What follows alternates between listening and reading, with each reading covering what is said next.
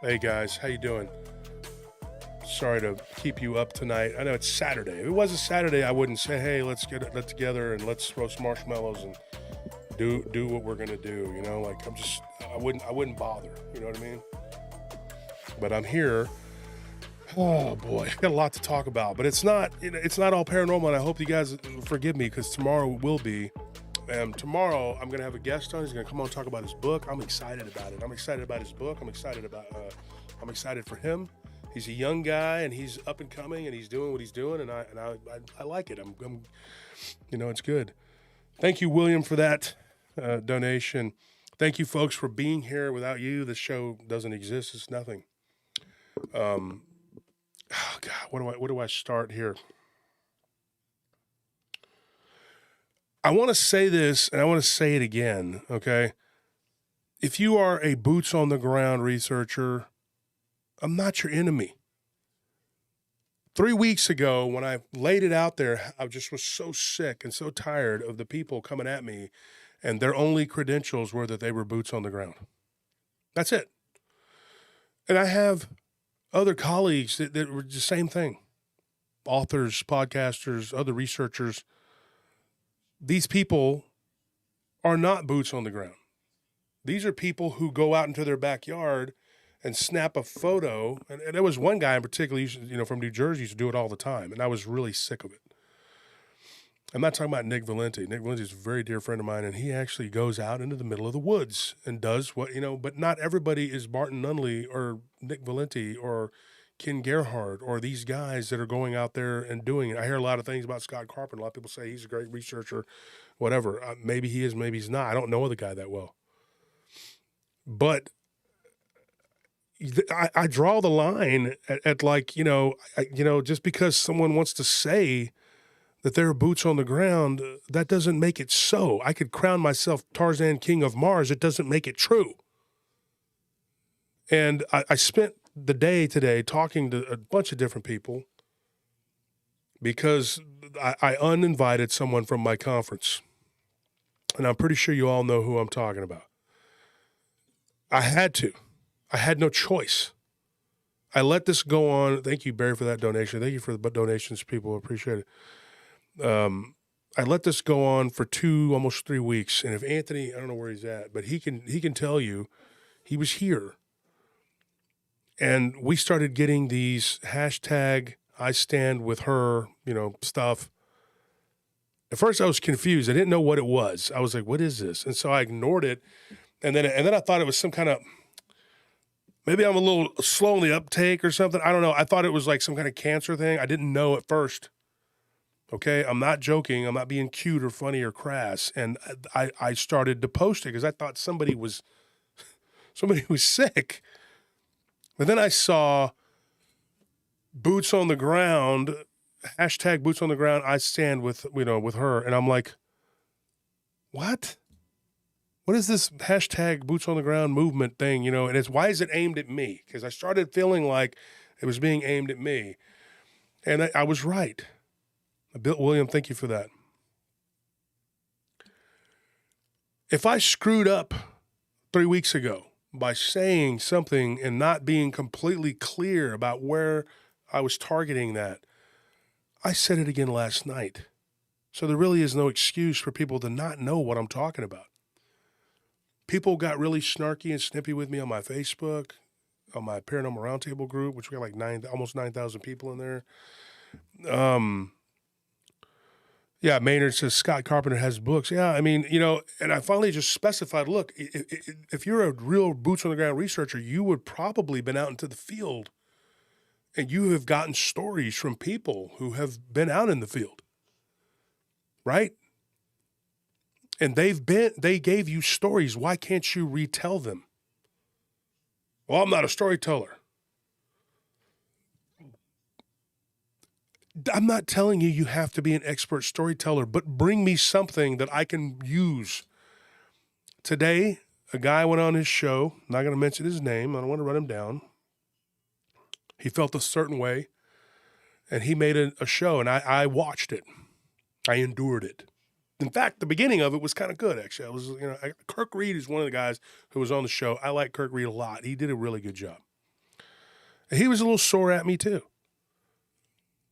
But the bottom line is, dude, it's off base. You're off base. And the truth is the truth, and it's going to be the truth no matter what you want it to be. You can twist it and turn it into whatever you want, but it's going to fall back into what it is. There's alien spacecraft pieces that they find. I say they, I'm talking about all kinds of people who found them. They squeeze it like aluminum and it pops back right out. It's like, I'll tell people, that's like the truth. This weird aluminum that they find on these spacecraft that always pops right back into place. That's the truth. It's going to pop back out. You can stuff it down. You can beat it down. You can do whatever you want, but it's going to be what it is. I don't necessarily think that these gentlemen who are saying what they said today, I don't believe that they are the bad guys. I believe that someone is telling them things that's not correct. I was asked, what was it, was it a month ago? How long ago was, oh no, it was about a month ago, wasn't it? It was back in late June. Not late June, like third week of June. How long ago? What is this? What is today? The 8th, 9th?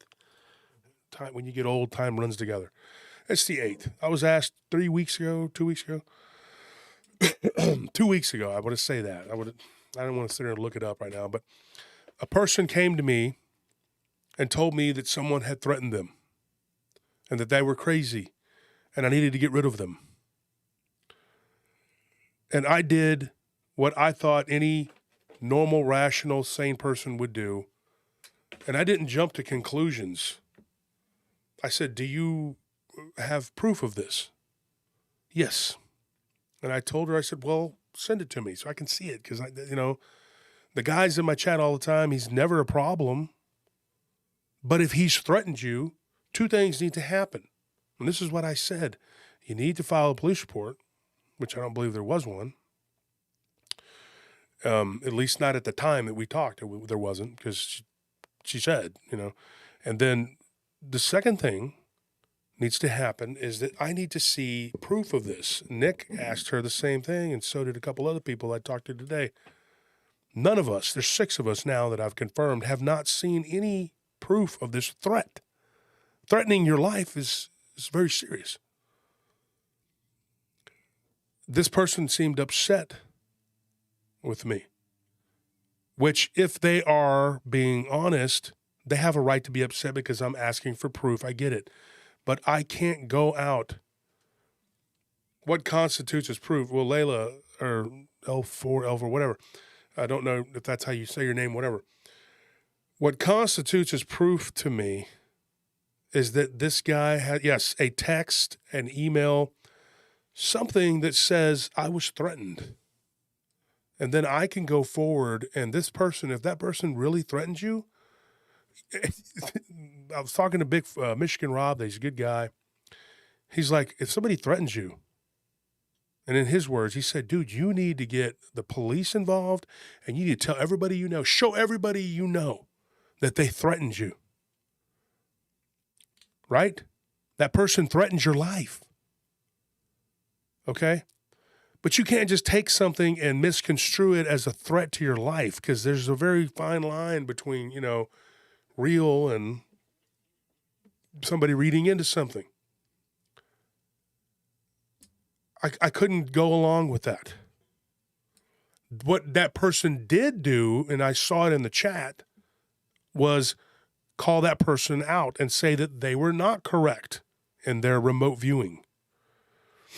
They said that they were not correct.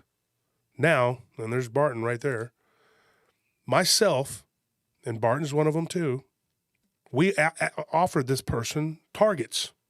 And in fact, there's other people who've told me, there's a whole bunch of people telling me it was not correct.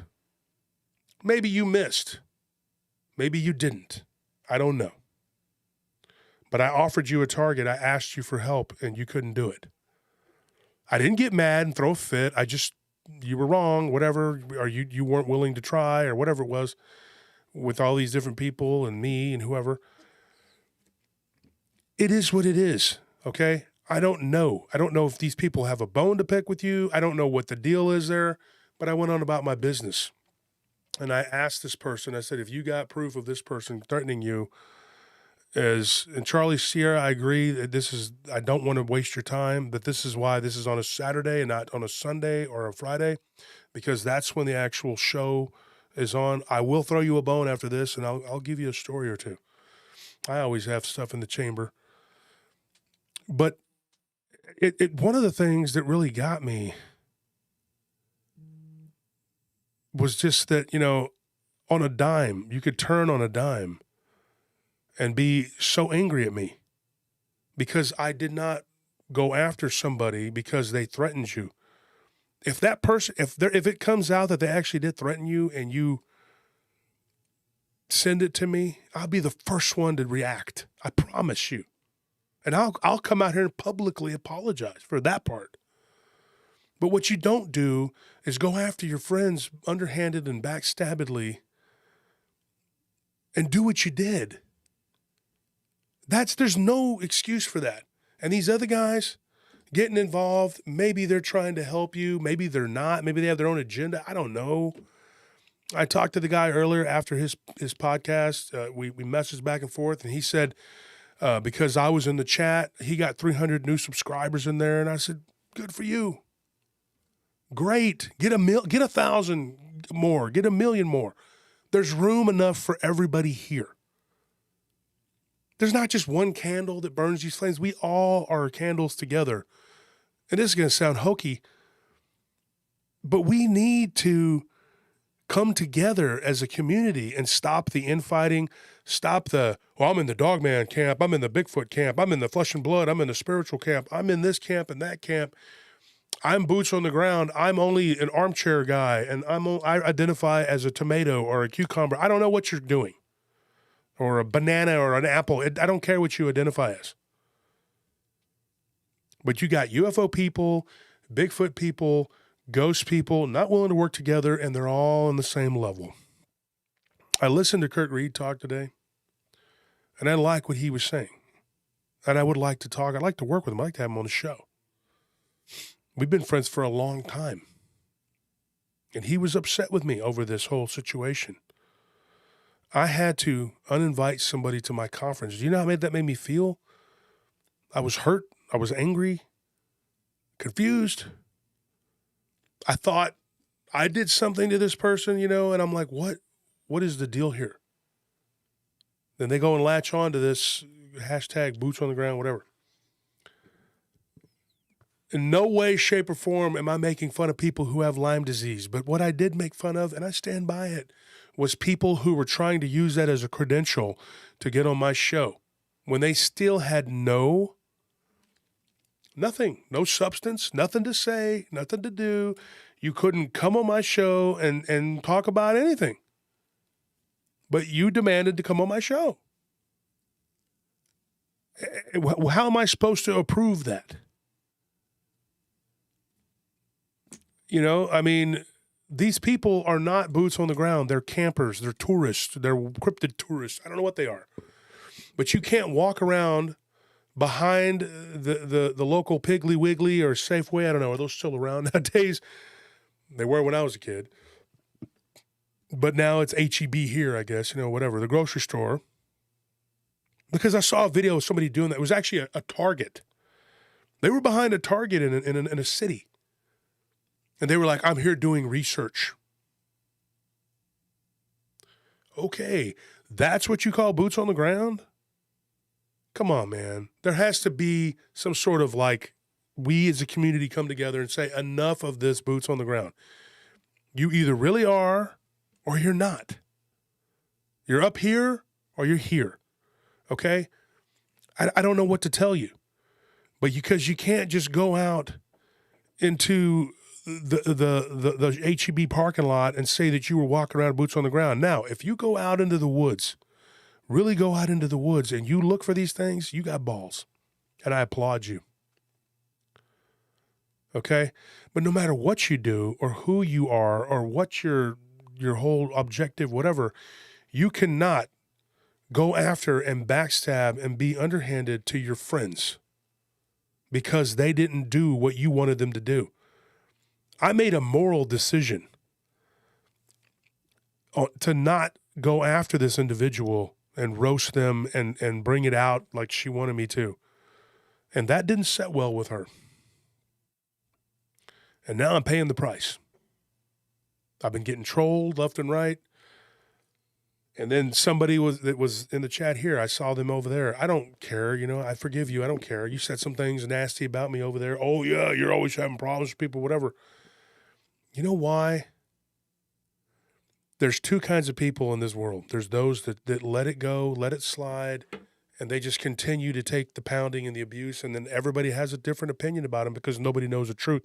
They don't ever speak up and defend themselves. And then there's people like me who are going to speak up and defend themselves. When I was a kid, I got bullied. And the only way to beat the big bully is to give them everything you got. You hit them back as hard as you can.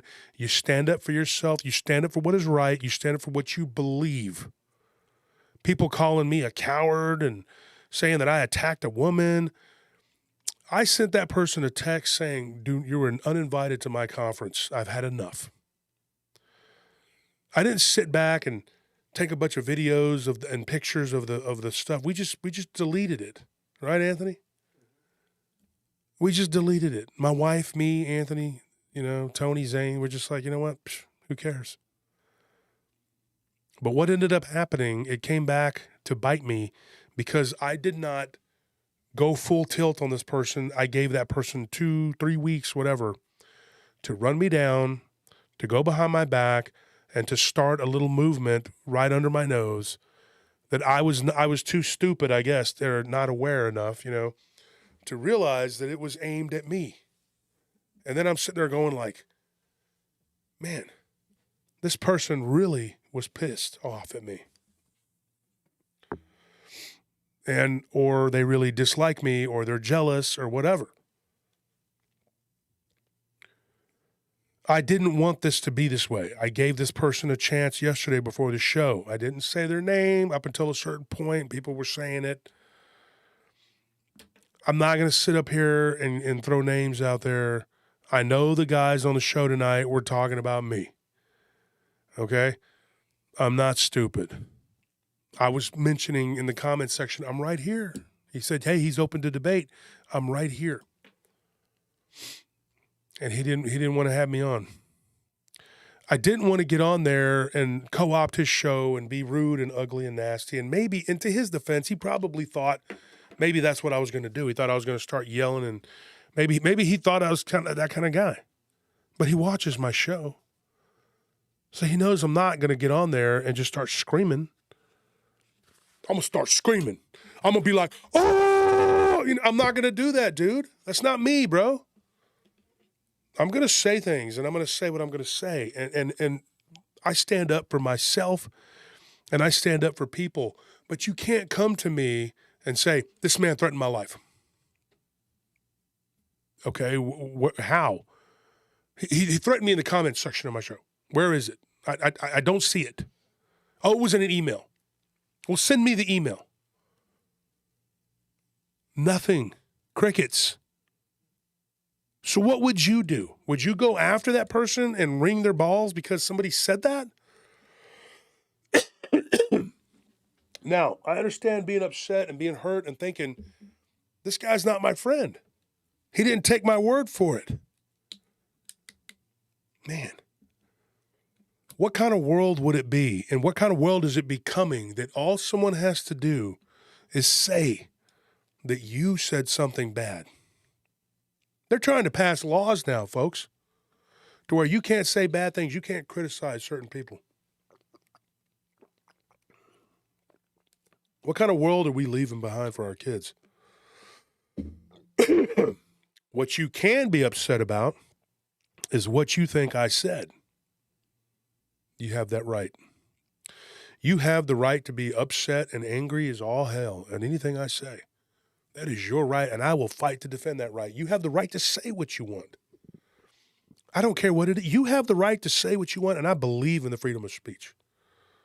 I believe in the First Amendment. I believe in the Second Amendment. There has to be some sort of reasoning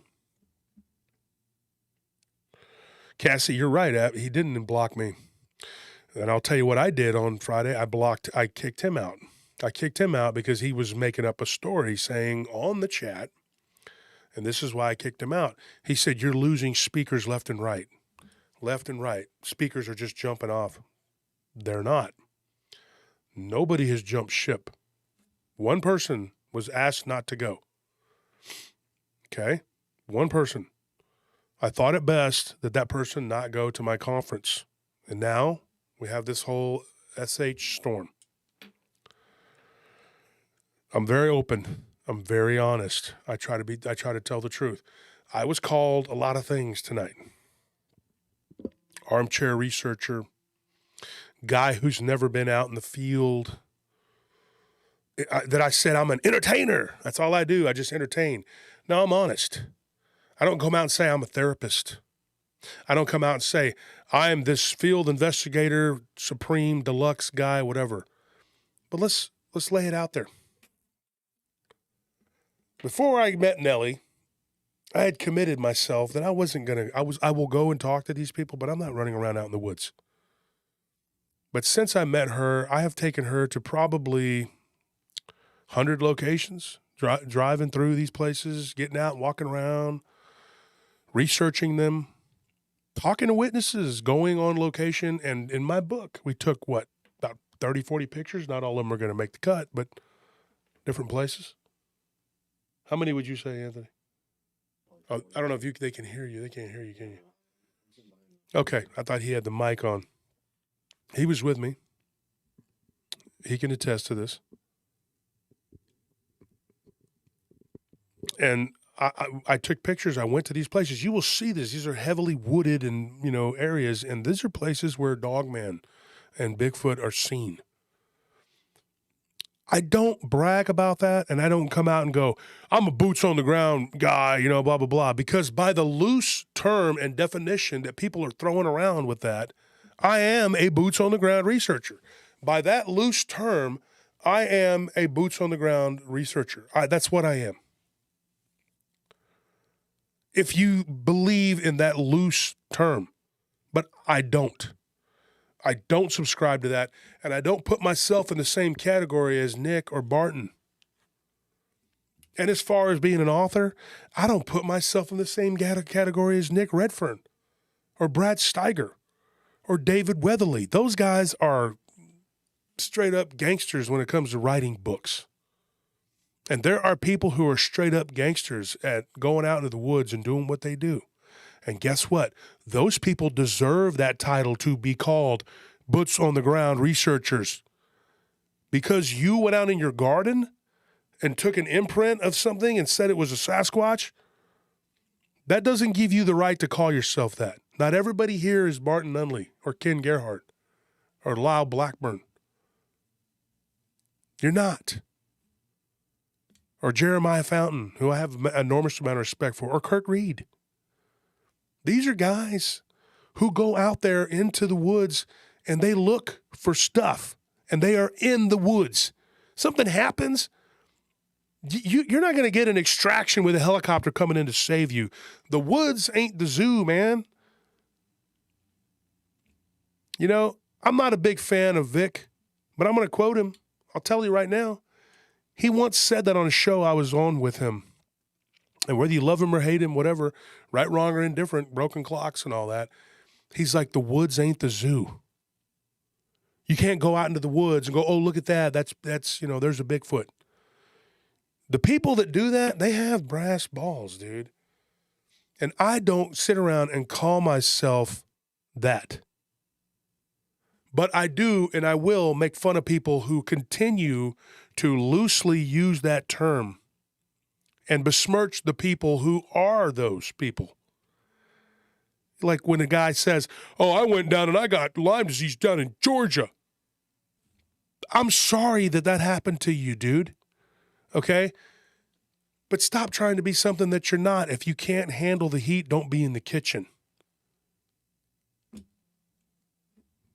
I don't understand where the disconnect. A lot of people felt like I was out of line for making fun of these people. There's Barton right there. He said 1,000 ways to die in the woods. Yeah, exactly. I'm going to give you a little background about myself so you know. My whole childhood until I was like 16, I lived either in a very rural urban area, or I lived out in the sticks. 80% of my life was spent in the woods. For example, if something happened and you needed an ambulance, you're probably going to die. I always lived no less than a half hour away from town. That was the best we had. At the worst, it was almost an hour and a half. Let me tell you something. We lived so far out in the sticks, dude. Sticks were that's what I played with half the time outside, messing with snake. I'd go and catch copperheads. I'm no city slicker, although I do ride through the ghetto almost 3-4 times a week. My guards get shot at. Heck, they were shot at my nephew just a few nights ago. I've learned to adapt in both situations, and I've been overseas, and I have been in the jungle and in the desert. Yeah. Deserts of Africa to the Russian steppes. Let me tell you something, man. I'm no patsy who's not been around the block, who hasn't been in places, bad places, around a lot of bad people. I've been on a ship. I've done a lot of things. I don't even go around bragging about it. And do I consider myself on the same level with Barton Nunley? Hell no.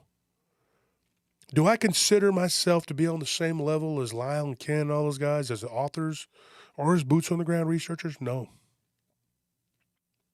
But have I been out to over 100 locations in the last several years? Yeah. Yeah. Have I gone to Dogman Ranch? Yes or no, Anthony? Very simple. I don't know if they can hear you. Yeah. They can't hear you. Yeah. Spooky, scary place. Don't want to live out there. Been out there in the daytime. Didn't go back at night. Plus the people that I was dealing with at that time, and this is no knock on the family, this is one in particular, he's a little unhinged. He's been living amongst them things for 30 years? Heck yeah, it's going to make you crazy. I have massive respect for these people. They have no idea how much respect I have for these people. When you are able to go out into those woods, a real researcher, and you're putting yourself in harm's way, I wish you wouldn't, because I don't want something to happen to you. But I have massive respect for you. And you are not who I was talking about. You are not who I was making fun of. And I'm not going to apologize for the people I did make fun of. I'm not going to. That's not what I'm here for. I'm here to make sure that people understand there's a difference. Stop going around and calling yourself boots on the ground unless you really are. Because I don't have respect for you.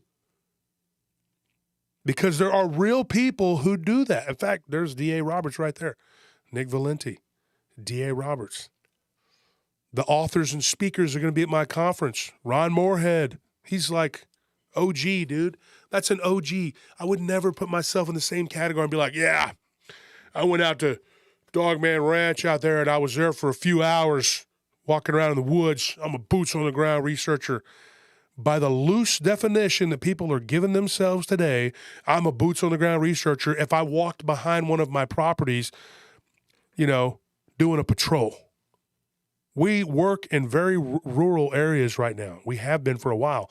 In fact, Anthony and me both did a post out in Georgetown. It wasn't in Georgetown, technically the city limits, but you were surrounded by nothing but woods, and you were at least a good 10-minute drive into town to the nearest civilization's house. I mean, there was like 10, 15-minute drive going 60, 70 miles an hour. Hope you don't get bit by a snake, because the hospital was about 25 minutes out. We worked out there. We heard coyotes at night. We heard the hogs out there at night. I've seen the hogs. Where do you think this came from? You think this fell into my lap? It's because there's hogs everywhere out here, dude. I'm nobody's patsy when it comes to the woods. I have massive respect for the creatures that dwell there, whether they're metaphysical or physical or whatever. They're zoological or cryptozoological. I don't mess with them. And I thank you for that donation, Adrian. I really appreciate that. That was massive respect for that. I appreciate that. There's another guy in here, Larry. I respect Larry immensely. Great guy, has a roofing company. Go check him out. But what I'm not going to do is pander to somebody because whether they're male or female is irrelevant because they wanted me to go after somebody.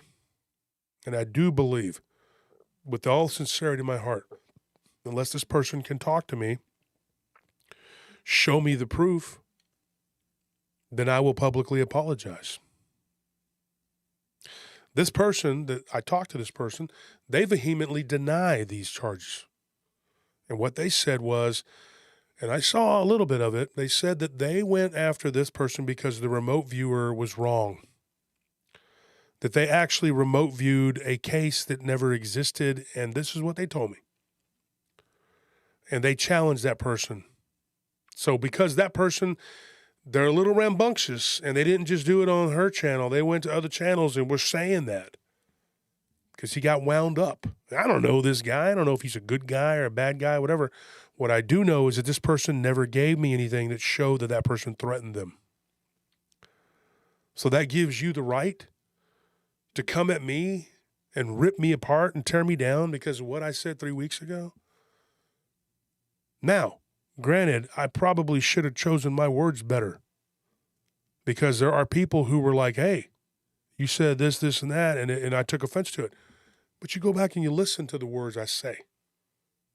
People were getting it wrong when I put the thing on Facebook. They were completely in left field saying, all kinds of crap about what I said. I said very clear.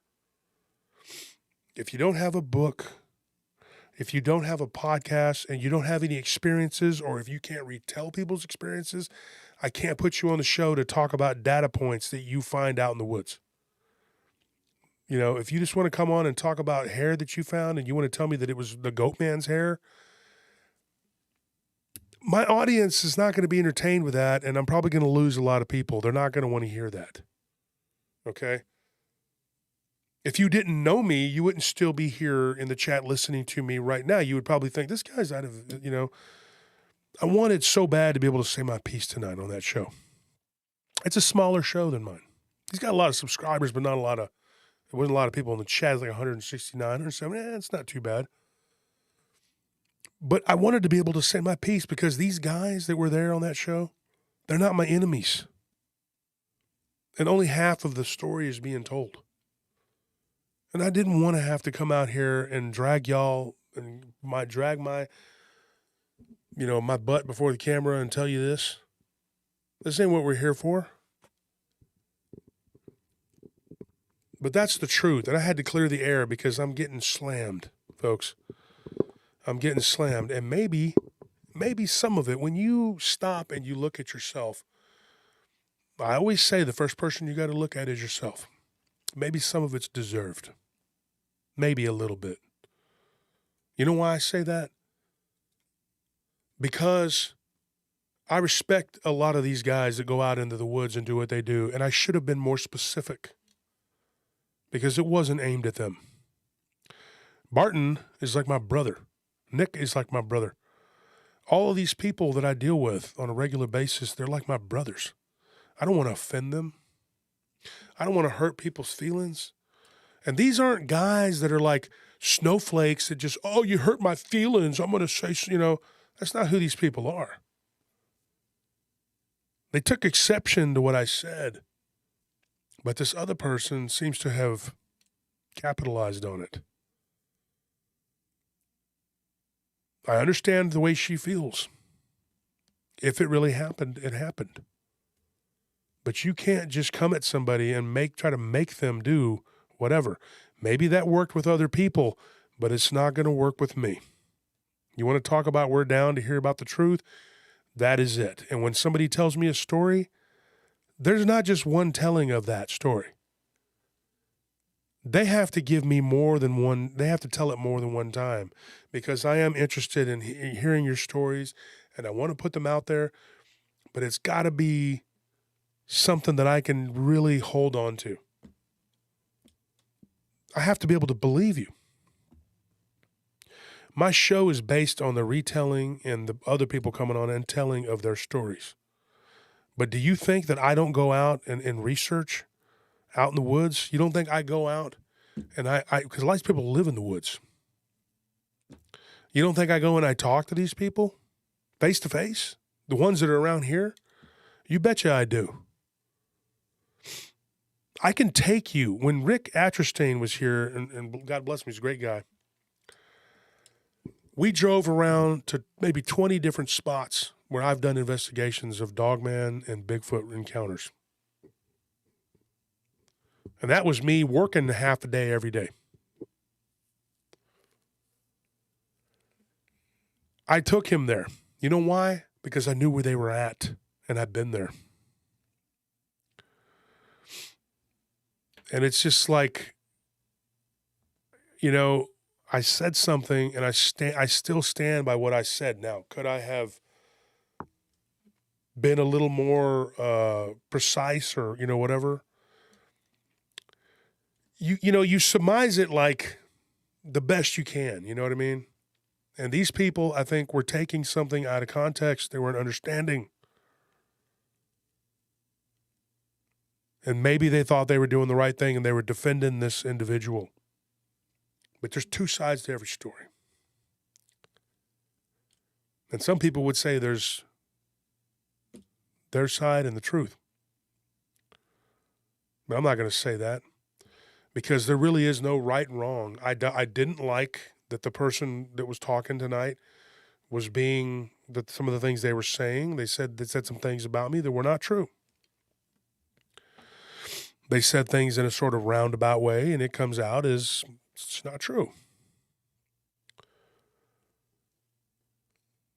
I'll give you a story because I'm here and I got you up here and I'm gonna tell you a story.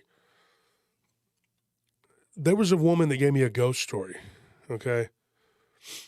And this one was pretty scary. She was sitting on the couch watching TV. Her husband had just passed away. And let's put it this way, her husband had just passed away and she was not yet made aware of it. She looks over and she sees her sister-in-law standing there telling her, "You need to come." Right? Come where? She doesn't know what's going on. Right then the phone rings. Your brother's been in a car wreck. This happened out in the Oakland Hills, whatever, California. Brother's been in a bad car wreck. She gets up, she goes to the hospital. There, asleep on the couch, was her sister-in-law. She thought, because she didn't even give, her sister time to even tell her, she just hung up the phone.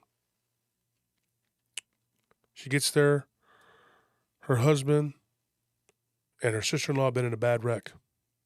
Unfortunately, the husband had passed. He didn't make it. Weird story, right? And it's always fascinated me, ghosts of the living. It's a very weird thing.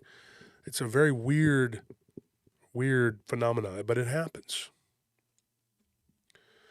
This person who was asleep somehow came to her and told her, "Hey, this happened. You need to come to the hospital." When she wakes up, the first 2 days afterwards, she had no recollection. After the funeral, she goes over to her and she tells her, "I saw you in a dream. And you say you don't remember it, but and she's like, "I'm going to stop you right there." She goes, "It hit me." She's like, "I was just getting out of the shower." She's like, "And it hit me like a freight train. I remember dreaming that I was in your house and I told you need to come. And then I was back in my body." Very weird story. But you get stories like that all the time. That, though, is a story that you're not going to be able to get by going out and to the woods. You're not going to be able to get that by buying EMF readers and ghost equipment and wandering around in a former asylum or a haunted house, because those are the kind of stories you're going to get as a podcaster, which is what I do. You're going to be able to get those stories from these people because of what you do. You provide a platform. And let me tell you something, this woman, she almost didn't give me this story because her daughter, or her daughter-in-law, this happened years ago when her husband passed away, very sad. The drunk driver, not her husband, but the person, her daughter, as an adult, told her, there's a guy that does a show, blah, blah, blah. And she's like, he does a lot of Dogman and Bigfoot, whatever. She said, I didn't think you would want to hear my ghost story. I said, it's Paranormal Roundtable. That's where I come in. Because you're not going to be able to get that by going out and collecting data in the woods. These dogman encounters that happen going into people's houses, there's a whole chapter about it in my book coming out in a couple weeks. They go into people's houses. Forced exit, no forced entry. What is that? You're not going to be able to get those stories out there without me, without people like me. Now, do people who go out and do what they do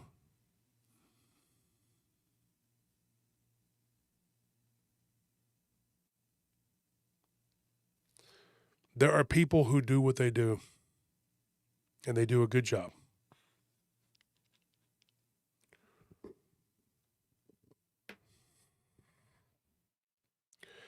I have my job and you have your job. There's room enough for both of us to survive here and live. You take exception to what I said. I took exception to what you said tonight. Was I aggravated? Yeah, I was. You said we could debate. You wouldn't let me on. And I didn't want to argue and fight. I didn't want to yell and scream. All I wanted to do was say my piece. And I was going to tell them, look, I'm agreeing with most of what you're saying. We're not enemies. We are not on opposite sides. But there is two sides to every story. Some people don't like you. They just don't like you, and they're not going to like you. And they're not going to give you 2 seconds of their time to tell you their side because they've already made up their mind, and those people are who they are. Now, you can't make people like you. All you can do is be who you are and try to be as gracious as possible. And I get a bit snarky and I get a bit smarty. But I do believe I have a purpose here. I do believe I have a right to be here. And I don't think I'm any better than a person who goes out and field investigates.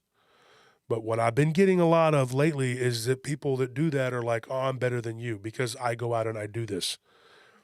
And some of you have a strong argument that you do something really special. But what you're not paying attention to, or maybe you are, or you know this, and you just don't care, but you should, is that there's a lot of wannabes piggybacking on what you do. And they're not real. They're going into a creek behind their house. One lady, I'm not going to mention any names, like I said, we'll call her Little Red Riding Hood. She takes pictures of the woods behind a school and says that she's a boots-on-the-ground researcher. No, honey, you're not. Okay? That's not boots-on-the-ground researching. Okay? That's you going around behind a school and taking pictures, and that's it. And anybody can do that nowadays and then say, oh, I'm a field researcher. I'm boots on the ground. No, you're not. Because there's real people that do that. You're not one of them. These gentlemen tonight that took, one guy, I say one guy in particular, he took exception to me. And he explained to me after the show, he said, look, man, what you said 3 weeks ago, it really aggravated me. I'm not going to get in, it's his private business. I'm not going to get into what he told me on there. I said, I get it, dude, I get it. But I wasn't talking about you. I wasn't talking about real, serious people who go out and do this. And it has nothing, that boots on the ground stuff has nothing to do with the remote viewer that I had a problem with. My problem with her was that she took what I said and turned it into a rallying cry, a movement against me. Basically, hashtag boots on the ground versus Josh Turner.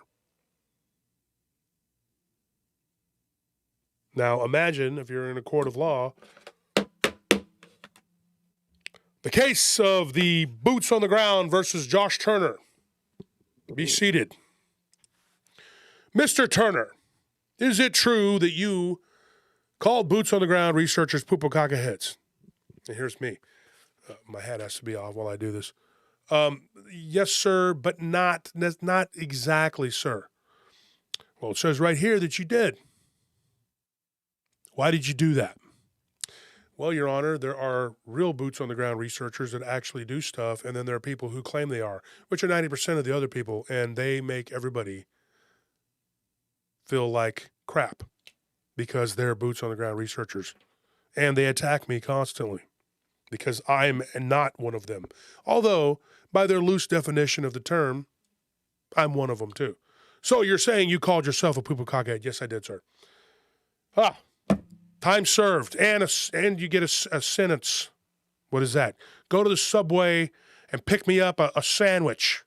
Bring it to me now. I want to eat it.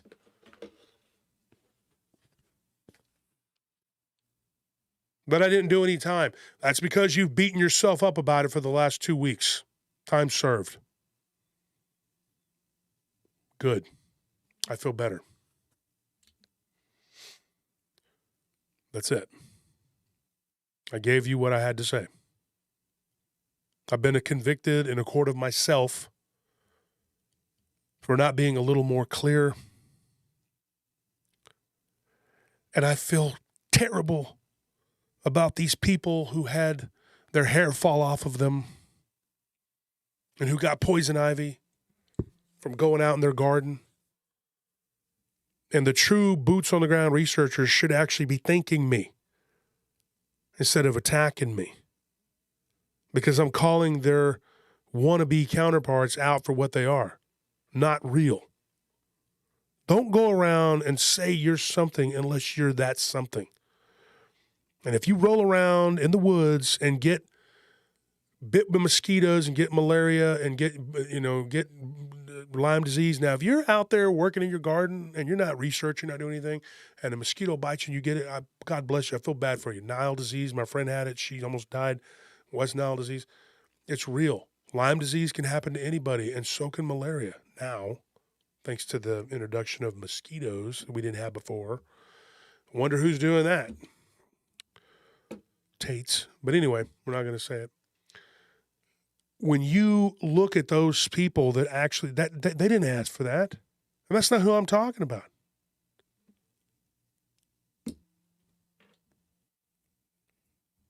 Ania says, I love this channel. I can vent about my weird cryptids on my land. You need to get in touch with me, Ania. Anybody who's got these things going on, what I would like to do is be able to work together with real boots on the ground researchers where they can go, when you give me a story, if you like, maybe they can go and investigate it. I personally don't have time to investigate everybody's report. I can't go to everybody's house, especially when you don't live. Now, I've done a couple in Louisiana, a couple in Oklahoma. Oklahoma is a really rough place. Been up to the lake up there, Lake Texoma. Scary. Been there at night. Scary. But I can tell you this. If you're out there and you're looking around in the woods for these things and something happens to you, it's on you. But most of the people who that happens to, they're not going around bragging and they're not going around crying about it. They're not. Now, I'm not talking about you. I'm talking about the people who consistently try to push me And they use that as their war story, their battle scar. Oh, I got Lyme disease, well, so that means that I should put you on my show because you got sick? And you still don't have anything to say. Please, let's get it straight. If you have something to say, then tell me what it is. Quantum potential, that may be what we need. I'll give you another story. And this story is another one. This happened in someone's yard in South Austin. South Austin. This person, their dog, this is crazy because their dog was literally, it's not a long one, but the dog was literally sitting in the doghouse. They had 2 Rotties. And the one Rottie just kept whining. She was at the door whining and whining. Now, granted, the male was old and was just not interested in much at all. He was at the end of his life. And dogs, it's, I wish God would have made dogs' lives longer. I lost my Ivan years ago, and there's never been a replacement. There were 3 or 4 dogs in my life I can tell you I just had a close bond with, and it was just never the same. And my Mastiff Ivan was one of them, and I lost him. It's never been the same for me. And Mastiffs don't usually live a long time, but he lived to be almost 60. He was 15 years old. God allowed me to have a good 5 years longer than they usually live. And for that, I'm grateful. But if I had one thing to ask about dogs, I would ask God to please make them have a longer life. Because it sucks when they die. But this poor old guy, he was at the end of his life. And this guy hears the dog whining, not growling, not barking, and he looks out the sliding glass window. This is on the other side of Slaughter Lane. Back in 2017. And he sees the weirdest thing. He sees this skinny midsection with this big upper body and these weird-looking legs. And this thing is down. He's like, dude, it would look like a wolf if it didn't have hands sprawled out in front of it, like hands, And it was down eating the dog food. Yeah, Loki's in the chat. Yeah, Ivan was the man. He was something. Dog was so well trained, so well behaved. Never let anybody get between me and him. He'd always put himself between me and that person, always. And just kind of stand there, casually wagging his tail. He was a good dog. And he was tough. This person goes, I was looking at a freaking werewolf eating my dog's food. 2 Rottweilers. The female was only a few years old. She was crying to get in. He opened the door. She ran in, scared to death. His Rottweiler's just laying out there kind of sideways, open eyes, staring right at the dog, or this dog staring at the werewolf, whatever. He says, dude, it was surreal. He said, this thing stood up, and when it did, he goes, it stood straight up, and it was like he heard the popping, crackling, weird noise. He said that it sounded like it was coming from nowhere. It was just like a popping noise. I told him, well, there's 2 theories about that. It could be something that happens with paranormal, which it does, or it could be the joints. This man couldn't tell me what it was.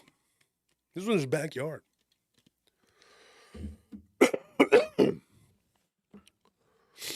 He said it was in the fall. And he said this thing looked at him, stretched like a man, and then it just ran 2 steps and went over the fence and was gone.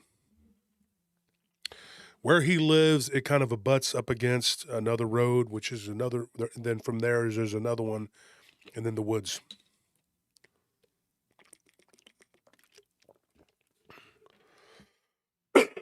Silver Moon says dog and cat food makes him sick. Why is that? These glasses give me a headache. Why do you say it gives him a headache? But that's a story you're not going to get from going out into the woods. Do I think that you can learn a lot and get a lot of information? Yeah. But people, when they say, well, the way you get information, the way you get the stories, it's from boots on the ground going out into the woods. That's part of it. You'll get some information. The guy was making analogies tonight. I'll make an analogy. You're the wrist. I'm the elbow. There's another part that's the shoulders. That's the authors. We're all part of the same whole. We're all part of the same organism, which is why we're not enemies. This thing that he saw too, it was brown. In case you were wondering, brownish. It had some gray. It looked like a timber wolf. Man, I'm coughing. Still trying to get over this. I need a cough drop or something. I don't know if I got any. I love my listeners. Anybody who said something negative about me tonight, I forgive them. I don't care. It was never my intention to hurt anybody. Never my intention to make people feel like they were not welcome at our table. Because whether you have a story or you don't have a story, you're welcome to come, and I'll still correspond with you. Nobody's any better than anybody else, and that's the honest truth to me. I look at a man, I look at a man. I look at a woman, I look at a woman. I look at people, look at people.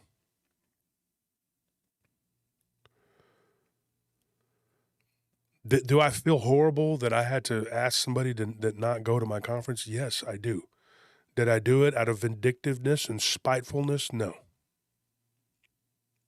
Did I do it because I felt like they were being vindictive and spiteful? Yes. Who's to say what's right or wrong? Does this person need to be attacked and need to be drug out before? And shame. No. We're not doing that. Do they need to be outed and shown as a fraud because they got some of the things wrong? No. That's up to you, people. They still have a channel. I'm not going to go and harass them on their channel. I wanted to try to make things right. I've tried multiple times now. That person is not interested in it. I had a third party try to make things right, try to mediate. They're not interested in that. What they were interested in is people standing up for them and taking revenge on me. And I get it. Even that, I'm not, it could be anything in my life. It could be my karma. It could be anything I've done in my life. That could be, I'm not one of those people when something happens, I'm like, oh, why did this happen to me? Things happen to you for a reason. And sometimes, as they say, you got to take your medicine, son. And sometimes I have to take my medicine like everybody else. But fair is fair. And if I'm going to take my medicine, you got to take your medicine. You had your chance, you had your time, and now I have mine. They told me, oh, yeah, say what you want, but they wouldn't let me come on the show. I had to type whatever. I'm not a good typer. Look at my fingers. Look at my finger. You look at my finger right there. Look how it's curved. Do you not see that? It's been broken. Middle finger. If I give somebody the finger, it goes this way. My fingers have all been broken. They look terrible. Look at them. They're weird looking. Look at this finger. Look at how it curves. Too many punches. Somebody said, "Oh, that's from hitting a bag." What I'm hitting a bag or I'm hitting a freaking a tree? It doesn't matter. You're hitting something. You're going to break your hands, your fingers. Eventually, things are going to happen. I got an indention here in my hand. You see the knuckle? See the knuckle? It's gone right there. It's what you call a boxer's fracture. But nowadays, everybody knows it ain't about all that playing. Everybody's packing, right? If somebody threatens your life, call the police. Okay? Tell your friends, tell everybody that let out that person. That person threatened my life. And then show everybody the proof. Lay it out there. You're a female, for God's sakes. For God in heaven's sake, you are a female. We should be protecting you. But if you can't show me, how do you expect me to go out and fight against this person in whatever way I was supposed to? Right? When I have nothing to go on. I'm not going to go after somebody on a knee-jerk reaction. Maybe the guy was being a poopacacca maybe he wasn't. All I saw was him disputing your remote viewing. That's all I saw. Maybe he was going about it the wrong way. Maybe he wasn't.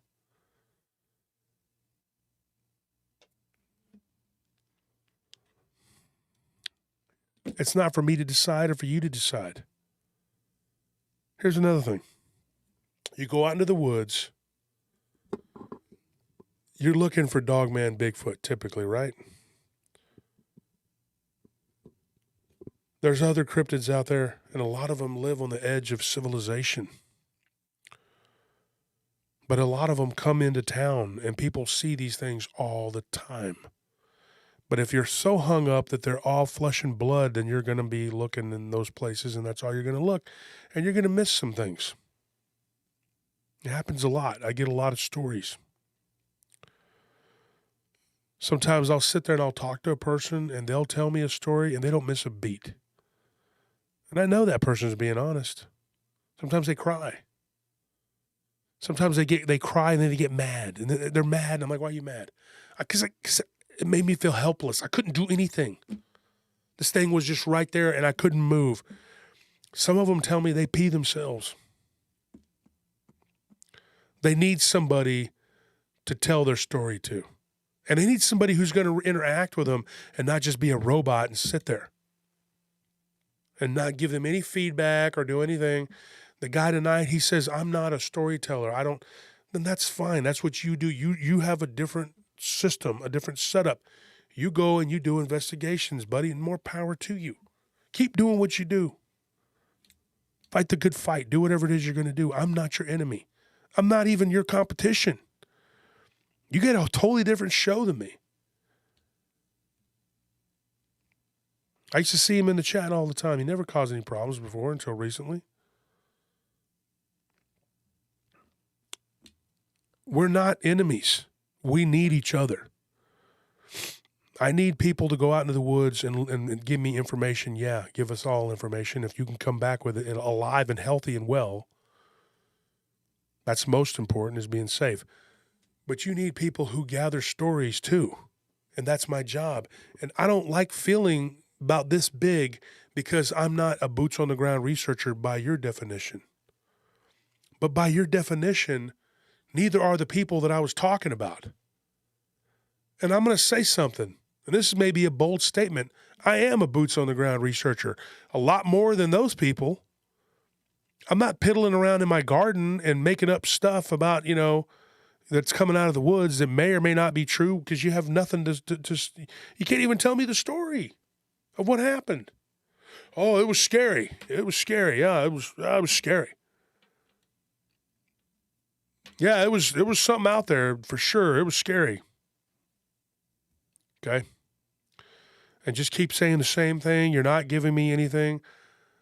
What am I supposed to do?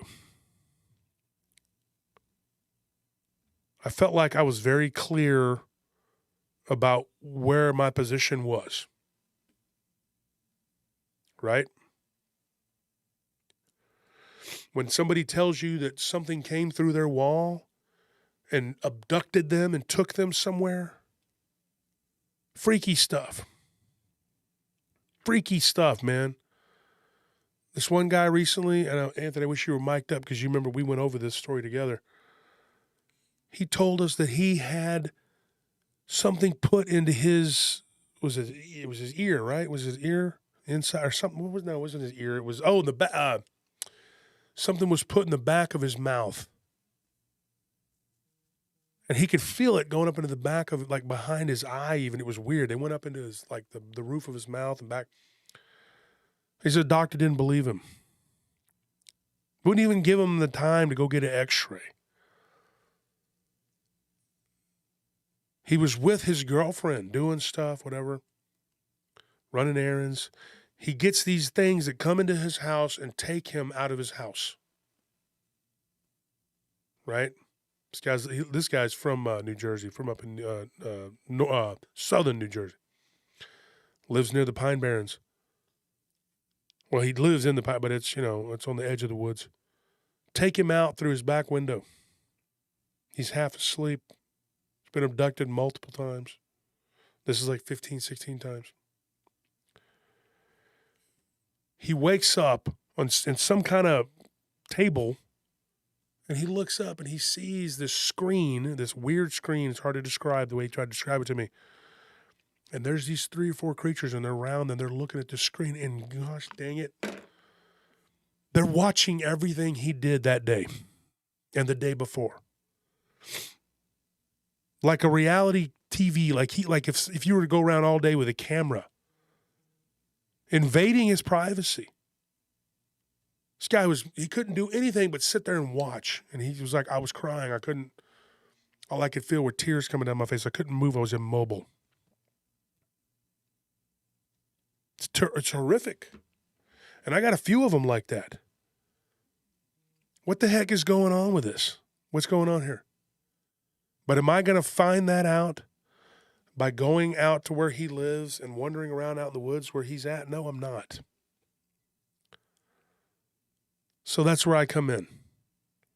So to say that I'm just irrelevant and I'm not needed and I'm just this and I'm that, when people say that and do that, that makes me feel really bad because I do try to do everything I can for this field. Am I a perfect person? No. I know, like I've said before, there's only one man I believe is ever perfect. I'm not him. It's Jesus Christ. I don't pretend to be Jesus Christ. I don't pretend to be boots on the ground researcher guy. That's not my job. But have I done it? Yeah. You betcha. Yeah. Literally.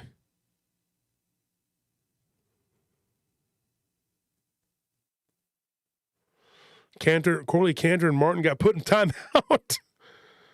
Oh my gosh. Who did that?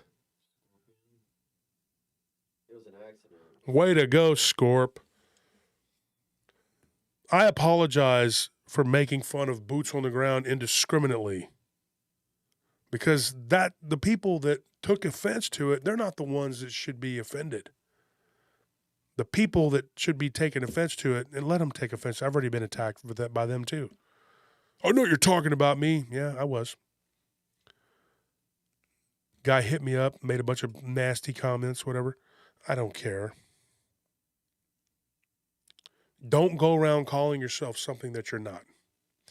If I, who actually go out and go on location and talk to people and I go to the spots where they've had their encounters.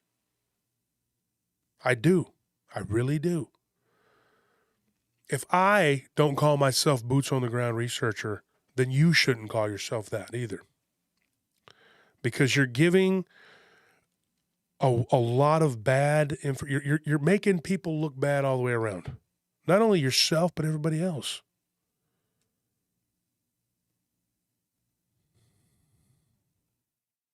And it's not cool. Because there are guys and gals that go out there and do that. This person that's mad at me about the conference thing, her boots on the ground research had absolutely nothing to do with my decision. The movement that she started to try to aim at me, that had a lot to do with it. And all because of what? You were mad that I wouldn't go and attack somebody without any evidence? Think about that. You did this, not me. And I'm not going to take, I'm not going to take it on the chin for you. This is your mess, not mine. You want everybody to believe that I was mean, poo-poo caca head, whatever. Yeah, I texted you and I told you, consider yourself uninvited. And I'll take it a step further. I thought Nick was involved. I said something about Nick, if he was involved too. But me and Nick talked it like gentlemen the next day. We worked it out. I said, Nick, I apologize if I jumped the gun. I thought you were in on it too. Because some of the things we were getting coming into the group were, I stand with Nick and Jessica. And I'm like, Nick, why is Nick mad? So I talked to Nick, and Nick's like, I don't speak Greek. He's like, I don't mix words. If I got a problem with you, I'm going to tell you. I know that about him.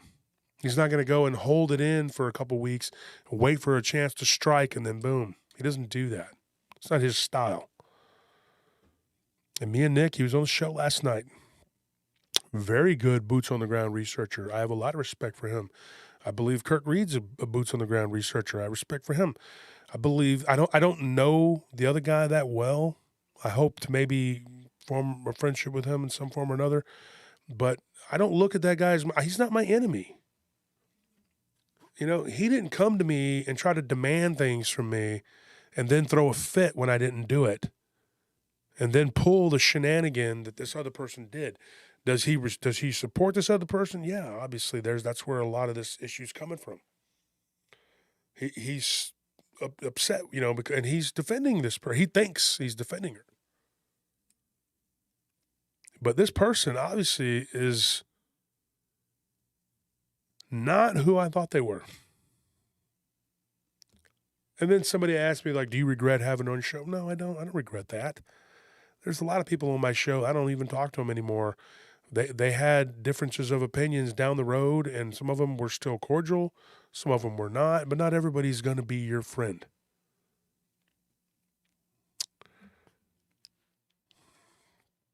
Not everybody's going to like you.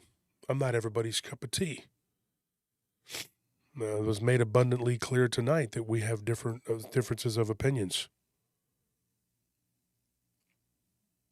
I have a larger platform. Instead of trying to get on that show and try to talk to those guys and trying to be like, hey man, let's talk, whatever. I should have just came to my channel and did what I did. But I wanted to do it while they were doing that. But then I thought, that's petty. I'm not going to do that. Let them finish and let them say what they're going to say, and then we will address the elephant in the room on this channel. I do not know how much they really know of the whole situation. But now you're up to speed. And I apologize for having to come out and clear the air, but I'm not a little kid. You know? Like it says in the Bible, when you're a child, you speak as a child. When you're an adult, you put away childish things. Will this be the last time that I have a problem with some? No, probably not. There's some people who don't have a lot of problems with people, and that's because they let people formulate their own opinions about them. And guess what? I hear all kinds of wacky things about those people. And I know it's not true. But a lot of people believe it because they don't defend themselves. It's unfortunate. But when it happens, I try to defend them as best I can. And I've gotten in a lot of heat with people for defending other people. People who really don't want to be involved in a conflict, they're introverts. They don't want to fight. And people look at them as easy prey and they attack them. I'm not going to be bullied. It's not going to happen. I made a commitment to myself as a young teenager that I will never let things go unchallenged. I'm not going to be bullied. You're not going to bully me and push me to do what you want to do. You're not going to come at me underhanded and succeed without a fight. I'm not going to go down without a fight. You had your fun. You can knock it off, and let's all go back to being friends. And even the person who I uninvited from my conference, am I willing to work with this person again? Probably not. Do they want to work with me? Probably not. But we don't have to go at each other. We don't have to be enemies. And a very good friend of mine tried talking to this person today, and they refused. Then they lied and said, "Oh, I say it was a lie because they said, oh, I'm going to talk. I'm not going to let that happen, blah, blah, blah." And it did. It went off the same way that we had. It did. I knew it would. That person has no interest in peace. They are extremely angry. I got some people telling me, well, that person They can do all kinds of stuff. They practice this and that. And I'm like, you know what? Let them. I don't care. Do I know that that's true? No, I don't know. I have no idea of those claims. Those are unfounded claims. I would surmise that they are into something. I don't say witchcraft. I don't want to say that because I'm not going to accuse them of that. I don't know. A lot of people say that. I got people upset with me because they were invited to the conference. This person texted me and said, you know, a lot of people are telling me not to work with you and to avoid going to your conference. My answer to her was, good. This is the perfect opportunity to not be a part of it because I'm uninviting you.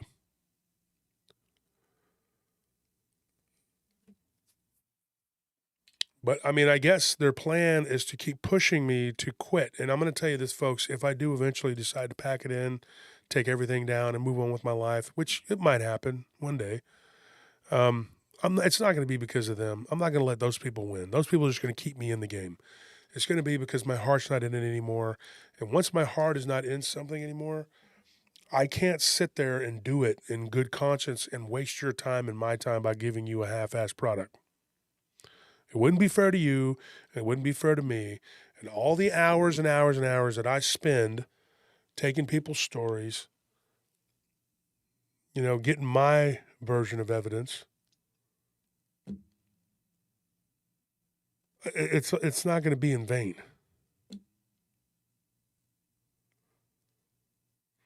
I mean, Shade Vikings, like, yeah, I even named the person. Yeah, you did. You and a few other people hit the nail on the head.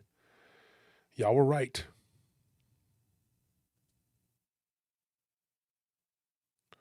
Bernard Fox says, I'm the same way, Wolf. Bernard, you and I are cut from the same cloth, my friend. I read your stuff. He's like, I'm the same way, Wolf. I got to do it 100% if I do anything. I'm not into half measures. If you're into half measures, one of the things that this person said tonight on their show, too, which I took offense to, was they said that I say that I like to hype up a story. Did I say that? I like to hype it up. Like I'm making up stuff, like I'm pretending. No. Because when people tell their own story, a lot of times they're not going to relay. When they relay it to me with the fear and the emotion and the anger or the sadness or the happiness and elation, whatever, I try to give you that. And then the person said that it's easier to be an author than to go and do boots on the ground. I disagree. Writing these 2 books, I got a renewed respect for authors. I think I'd rather go out in the bush a few times than write those books again. Because guess what? Writing those books, I had to go out in the bush a few times. So, that being said, all I do is go out into the bush a few times and then I don't have to write. Instead, I had to go out in the bush a few times and write. That's not fun. And some of these authors have a passion for this. I wouldn't say I have a passion for it. I'm not going to put myself in the same category with these people.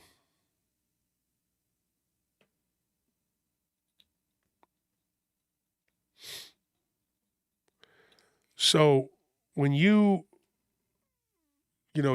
I don't compare myself to these great authors. I'm nowhere near those people. I couldn't hold their bookmark. I only hope that I produce a good enough product that you will enjoy, just like my shows. Both books were written intertwined. They're both written a little differently because I think that the Dogman phenomenon and the Bigfoot phenomenon are very similar, but I didn't want to write a book that was cookie cutter Dogman, cookie cutter Bigfoot. It's a very special thing. They blend together. Right? And they're coming out, like I said, in a couple weeks, and I hope that you guys will go and check them out. And I hope you guys will give me a chance to see how good of an author I am. I wrote them both differently because I thought that the Bigfoot thing was a little different phenomena and it had to be talked about. Wolf is always churching up the story. Shut up, Loki. But,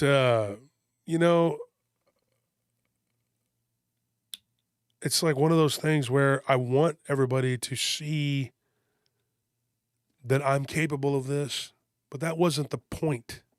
to be an author. It wasn't so I could be it. I wanted to prove it to myself. I wanted to prove it to others. But the main thing was I wanted to get information out there to you, and I wanted you to be able to read these books. And maybe the main goal was to ignite a passion in people for reading again. You know what I mean? I just wanted people to see.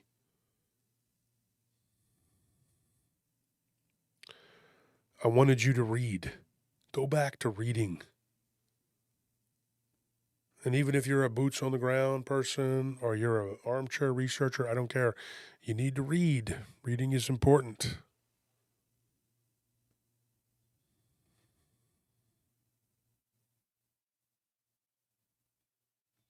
Maynard signed copies available? Absolutely. You know that.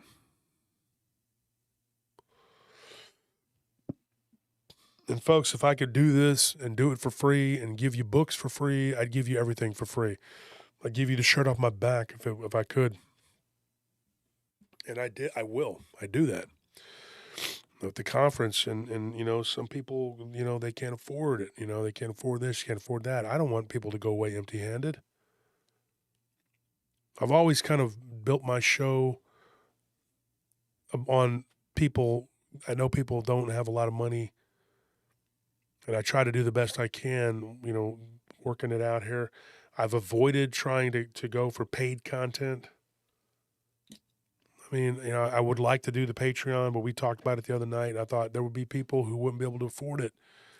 And I want all my stuff to be accessible. I don't want you to have to pay for it. If you have to sit through some ads, okay, sorry, but do I want you to have to pay for my content? No.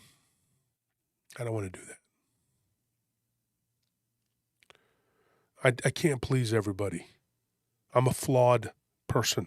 I'm a flawed human being. Everybody is. And I apologize if I took it too far 3 weeks ago. Do I apologize to the people I was making fun of? No. Because I think that they're piggybacking off of the blood, sweat, and tears of the men and women that go out in the field and actually do the real thing.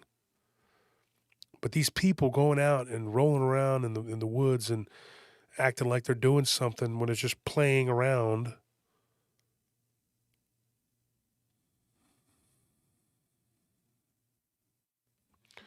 Bradford Johnston, you just made a very good comment about that. That's actually, people can read that comment right there. You'll know what I'm talking about.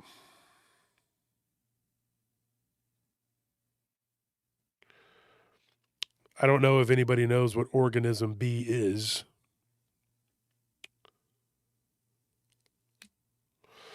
But that's what started all that. This person said, hey, I don't believe you.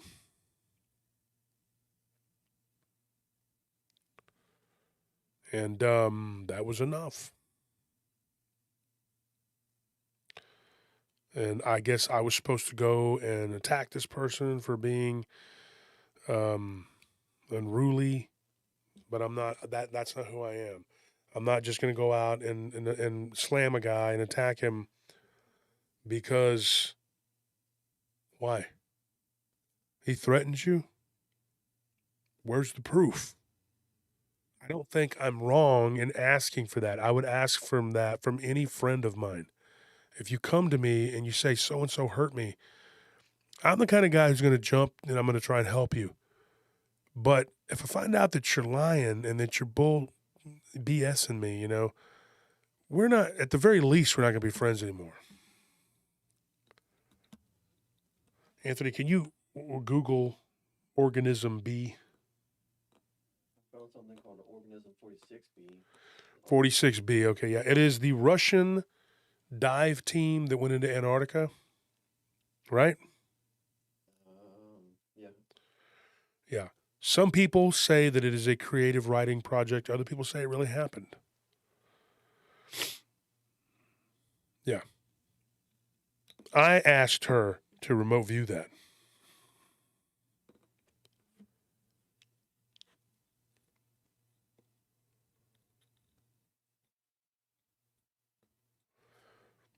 I didn't know that it was going to turn into a big old thing. I didn't know that offering somebody money because their child was sick was going to become such a nightmare for me.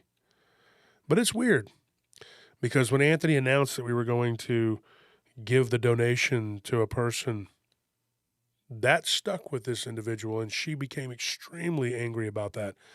And then she said that that person had threatened her previously, but I still saw no proof of that.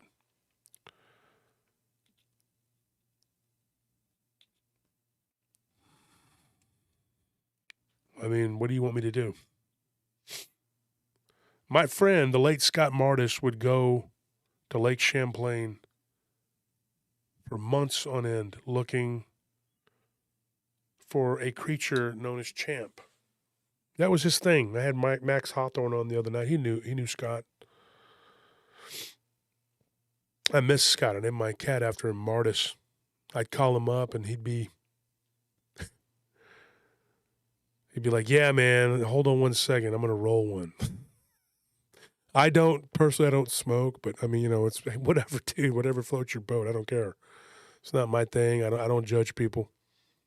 And he started talking, man. And I tell you, dude, he had some crazy stories. But he never wrote it down. And he talked about it on my show. He talked about it on other people's shows. And he had a group. But if that guy would have wrote all that down, man, it would have been amazing. He should have been an author. He had a lot of great stories. Storytelling is in our blood. Is it in the root of our DNA? I dare say it is who we are. It makes us who we are. Some cultures don't even have a written language. All they have is storytelling from start to finish. They tell the stories. Their ancestors tell the stories. I think it's very important. You may not think that. You may think that you're better than me because you spend more time out in the woods. I disagree. I don't think I'm better than you for my storytelling, and I don't think you should think you're better than me for going out into the woods. You're trying to accomplish something. I'm trying to accomplish something. Do they actually meet in the middle? Yeah, they do. Are we the same? Sorta. Are we different? Sorta. But do we have to be enemies? No, we don't. You do what you do. I do what I do. And let's just get through this. And let's, I'm tired of fighting. I'm tired of people. I'm tired of the jealousy. I'm going to call it a spade. I'm going to call it what it is. There's a lot of jealousy in this community. A lot of envy. And I'm not talking about towards me. People are always like, oh, people are so jealous of me because I'm so good looking. When I shake my hips, I'm like Hitler and Swayze, Trump and Travolta. That's faith no more. But, I'm not. I'm not any of those guys. I'm not any of those things. People aren't jealous of me and my good looks. But you know what I do see? I see a lot of jealousy and envy, especially from my generation. That's our sin. I told you that the other day. And they do it toward each other. Oh, that guy's got something going. I'm gonna go over there and wreck that. We keep each other down like that instead of building each other up. And another problem we have is we take what people say at face value because we think everybody's honest as we are. I learned as a young man, you can't do that. And when a person who plays nice all the time, and some of these podcasters, they do that. They pretend to be nice all the time.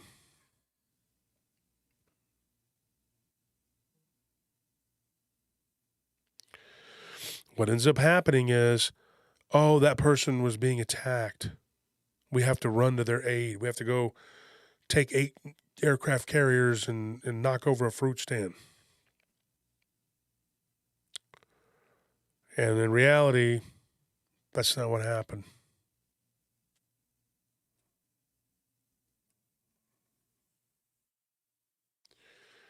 I never meant for this to get out of hand. I didn't want this.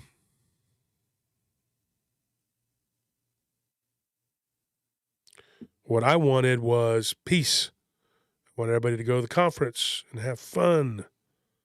Brett Lawford, yeah, I was listening to Angel Does last night. We were driving around, just jamming out, me and my wife. But Brings back memories. That album brings back memories, man. Things were time better than we had planned.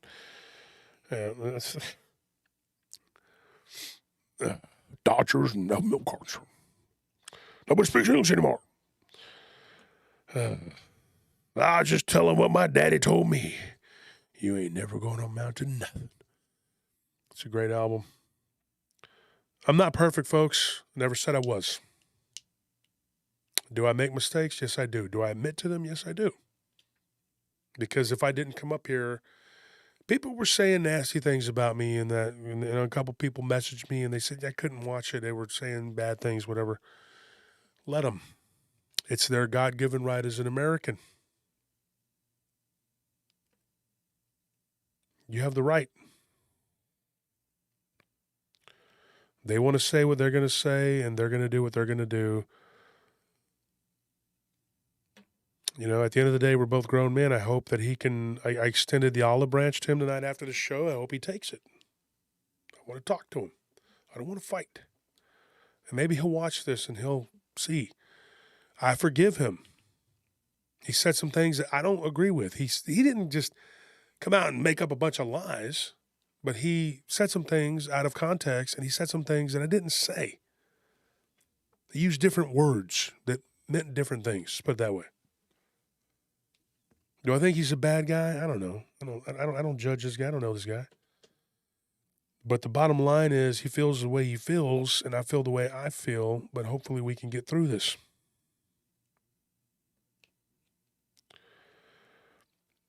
People are scared, you know, when it comes to conflict. But conflict, a lot of times, is the only way you're going to resolve anything. Because if you just sit there, eventually you just blow up. Like, I can't take it no more. And you just do something irrational. Yeah, Americans are getting soft emotionally. Sharon, yeah, you're right. Bernard, you're both right. Let me tell you something. When you take everything that someone says, if you don't like that person, you can find an insult in anything and everything they say. If you do like that person, you can whitewash everything they say and turn them into a saint. It's true. My mother was like that with her mother. She was an absolute saint, did nothing wrong. Of course, it's not true. You know, she had her flaws like everybody else, but my mom didn't see that. So every year around Christmas time, we had to be subjected to her moods and her anger and her bitterness because her mom died on December 19th. I'm just a human. I'm just a man. You know, I make mistakes. But I wasn't going to make a mistake to where I go out and I end up hurting someone because you wanted to be angry with that person. Because they called you out, said you weren't correct. You say you had misgivings about coming to my conference and working with me. I have misgivings about your abilities, ma'am.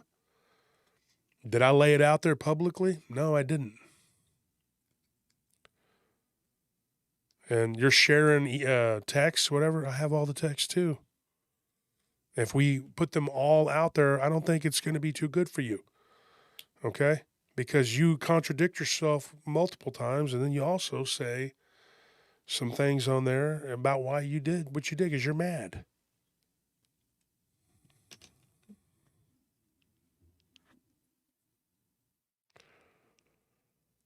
Cassie, I understand if you don't like me.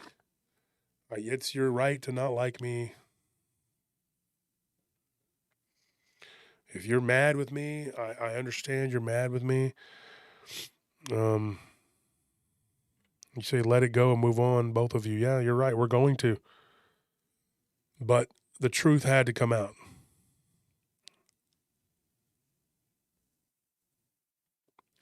You can't just go out and say what you're going to say and do whatever you're going to do and expect there to be no consequences. I know that. And I paid the price for that tonight, you know?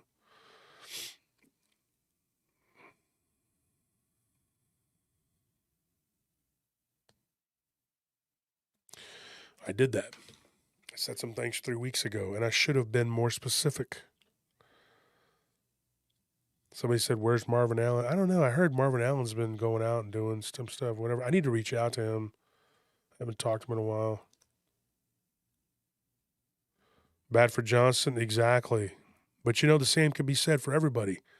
The one thing I do try to do, though, Cassie, is I try to be real. I try to be me. I try to be who I am. I read some really nasty things about that guy earlier. Do I know if it's true? Am I going to repeat it? No. That's up to him. If more attacks, then yeah, I mean, I may have to come out and say what I know. But I don't want to do that because that's just something I don't want to get involved in. There are a lot of people who say things about that guy. They say things about me. Half of it probably ain't even true because I don't know. I don't know him that well.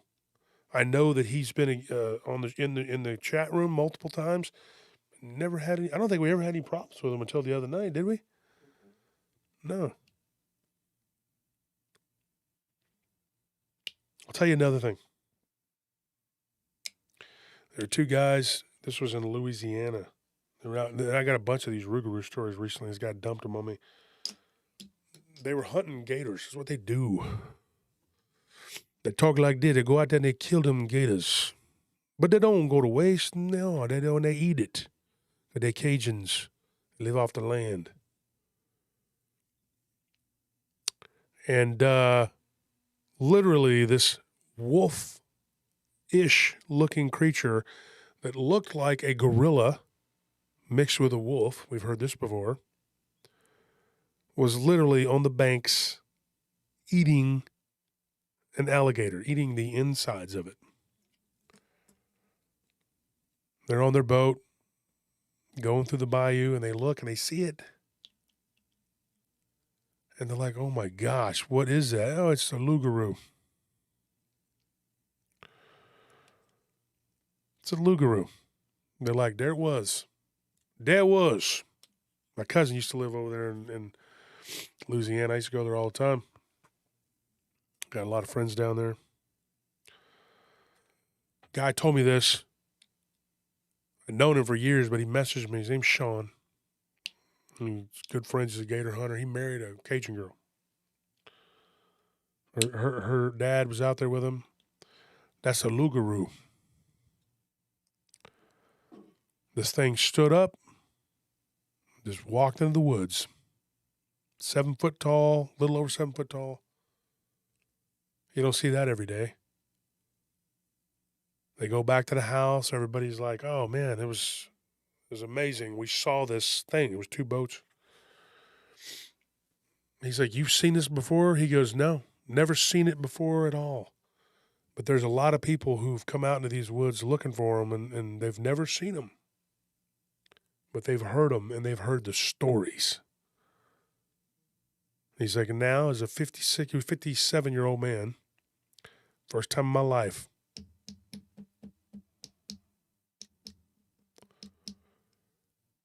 there it is. I was like, did you believe it? He goes, I didn't know what to believe. He's like, my father-in-law believed in it. You know why he believed in it? Because of the stories. His grandfather saw one. He told him a story. Told him a story about it. Broussard. Jason, your Broussard, your name is a French name. You guys were probably up in Canada, eh? Nova Scotia, and then you were driven out by the British.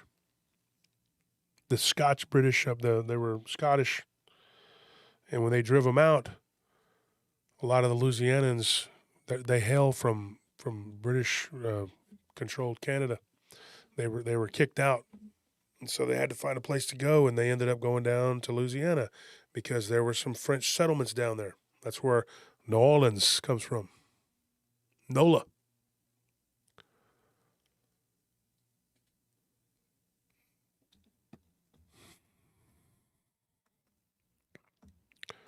So what happened was these Cajuns saw this guy walking up on the brink. Well, guy, he's a werewolf, whatever he is. They had heard of these stories. He said he talked to 15, 16, 17. He couldn't keep count how many different people in that family. Every one of them knew about the Rougarou. One person had claimed to have seen it years ago and had never even told his story.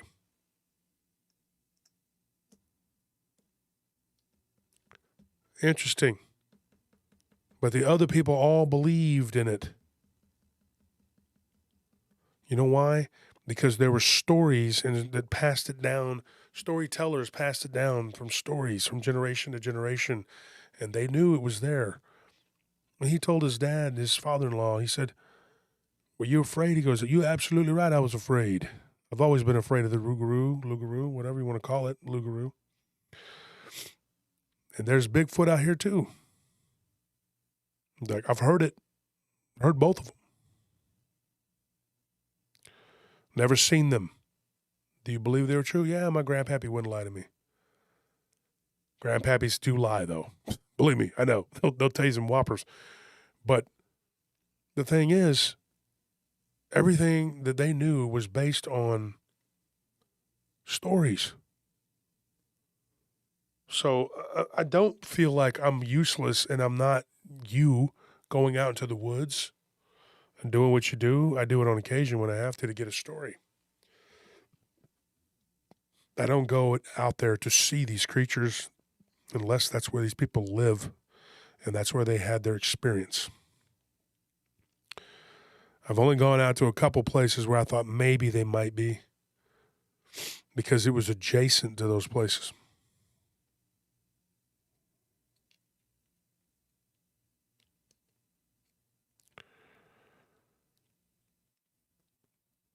So when you look at what an integral part we both play, we're not enemies. And when you're taking someone's side, make sure that you're fighting the good fight and you're doing it for the right reasons.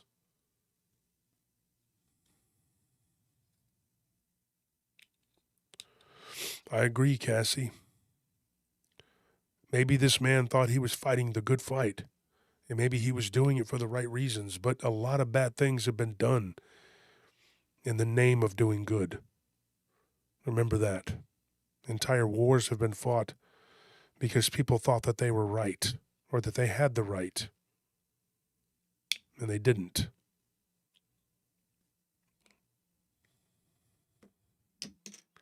So that's my take on it. That's how I feel about it. When you look at this situation that took place tonight, nobody should walk away from this and be hurt or angry. I just laid out the facts. The person that is upset with me, let them be upset. I'm not the first person and only person they've had problems with, obviously. Let them deal with their own issues, whatever. But as for me and my house, we're not going to deal with their issues.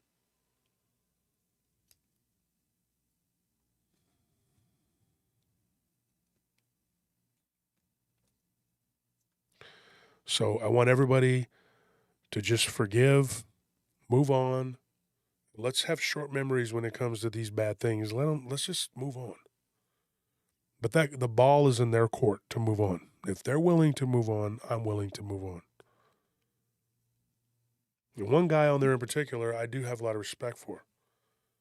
He did call me a pompous ass in the comments on Facebook. Do I forgive him? Yeah, I don't care, dude. It makes things harder when you really respect the people and they're going off, I hope that we can all come to an amicable conclusion with this. I don't think that the person that initially instigated a lot of this is going to be happy. So there's probably going to be some waves made from this. but I felt like I did what I had to do. But in time, if this person is willing to let it go, I'm willing to let it go too. I'm not going to let my guard down, but I'm willing to let it go.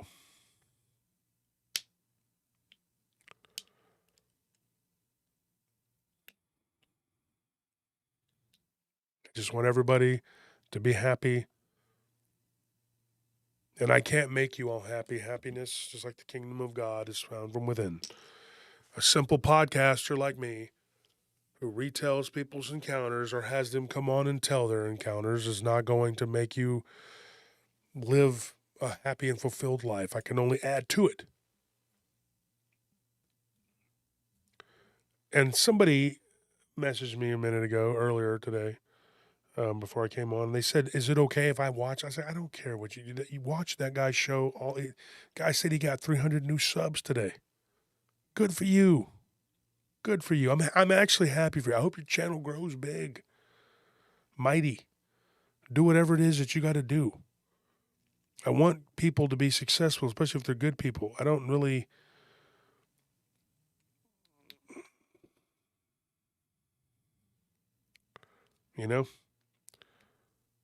be successful. But we get stories like the one about the Bigfoot and the Lugaroo and the dog man, werewolf, whatever you want to call it, ghosts, alien abduction, all these different stories we get. Those are people that come forward and tell me a very personal thing about themselves. Do I, as I was compared to today, an analogy of like a surgeon, would you go to someone who only read books or someone who had practice? I get your analogy, dude, but you're also forgetting something about me. I wasn't born and bred in the city. I moved there. I was from the sticks, and I've lived in the woods. I learned how to skin a buck when I was a kid. Yeah, I'm a hunter. I'm not an avid hunter, but I've hunted quite a bit in my life. Fished, trout lines, all the kind of things that people would do if you grew up in the sticks. I used to go catfishing all the time. Tried sticking my hand and pulling a catfish out of a river, San Gabriel River. Didn't succeed. I tried though. Saw my friend do it. Did some crazy stuff in my life. Lived pretty wild. Got on a bull a couple times. Got thrown over a fence. Had a bull chase me into an electric fence. Got the heck shocked out of me. Had a bull pin me up a tree because I slapped it on the butt. Did all kinds of stuff. Crazy stuff. Country people do. My great uncle SD used to have a spur cock. You know what that is? He had a fighting gamecock, a rooster, named Nick. Mean bastard. And we'd dare each other, run across the yard. Run across the hen house yard. See if Nick will catch you. If he does, he's going to spur you. He's going to cut you open pretty bad. Cousin Donnie did that. Got cut pretty good. Got a scar from it. Cousin Donnie was a bull rider and a rodeo clown. We grew up together, gigging frogs. My friend Theo, I used to go to his house, going down to the holler where the wolf people lived, the Haints. Maybe even encountered them one time. We didn't see them, but we heard them.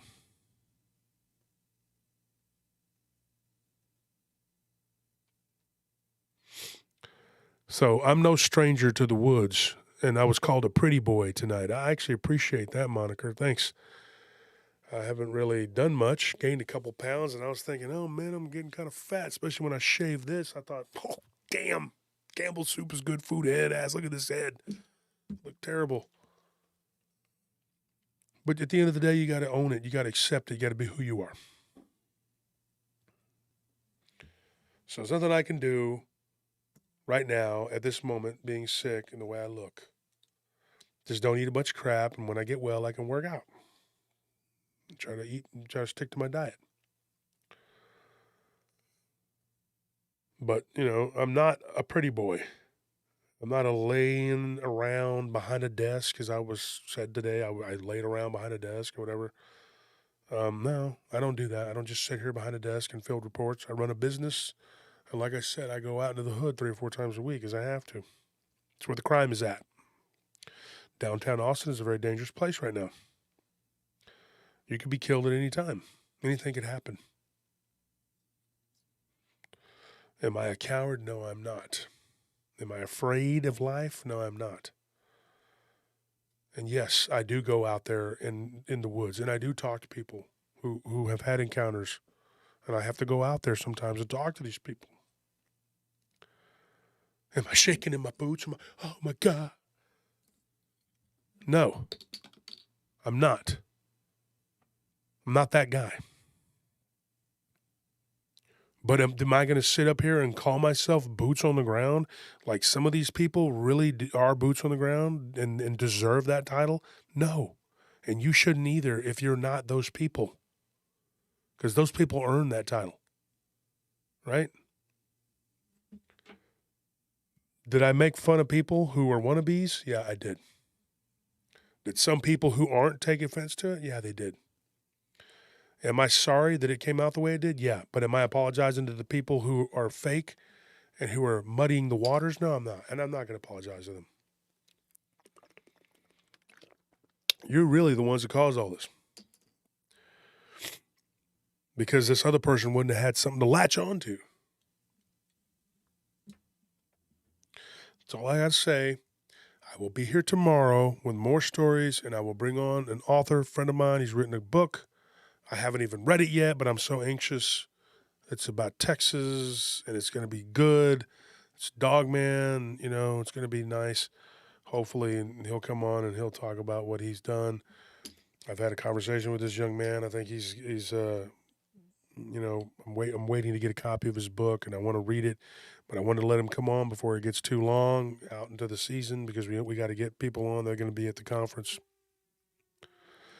And I'm sorry that I had to come out here and lay everything out for you like that. I made up for it, hopefully, by giving you some accounts.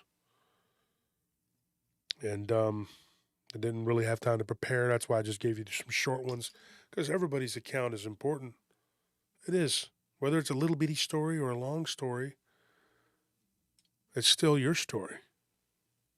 And to everyone, their story is the most important. Right?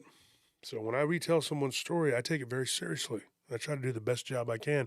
Somebody, said, "Oh, well, he exaggerates," and people have even said that he's exaggerated. Who are these people? Bring them to me, and let's lay it down here. There's hundreds of people whose stories I've told. Who are these people who I'm misrepresenting? I've had one or two in groups say something, and you know what? I confronted them, and I was like, "You never gave me those details." And then you tell me that I didn't tell your story correctly. You think that's fair? You didn't tell me all that, and now there's more to the story? Hasn't happened recently, but it happened from people that I told the stories on another show. I do the best I can. I'm only human. I love everybody.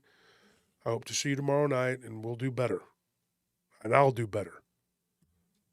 This was not for me to sit up here and try to deflect. This was not for me to sit up here and try to, tell you I'm good Ash and they're bad Ash, little goody two shoes. No, that's not me. That's not what I'm doing.